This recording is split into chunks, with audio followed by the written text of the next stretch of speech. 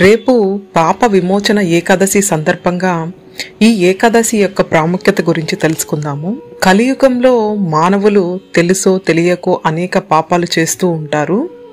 వీటి నుంచి విముక్తి కలగడానికి దేవాలయాలను సందర్శిస్తూ దాన ధర్మాలు చేస్తూ ఉంటారు. అంతేకాకుండా పుణ్య నదుల్లో స్నానం చేయడం లాంటివి కూడా చేస్తూ, కానీ వీటన్నిటికీ మించినది ఈ పాప విమోచన ఏకాదశి వ్రతాన్ని ఆచరించడం.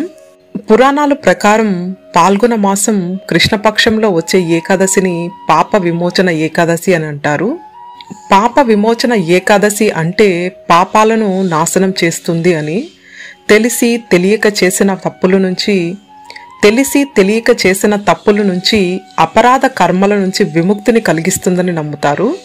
ఈ ఏకాదశిని పూర్తి భక్తితో ఆచరించడం ద్వారా వ్యక్తికి భూత ప్రేత ప్రేరేపిత ప్రభావం నుంచి విముక్తి కలుగుతుంది. వైష్ణవాలయాలను సందర్శించడం ద్వారా 1000 ఆవులను దానం చేసినంత ఫలితం దక్కుతుంది.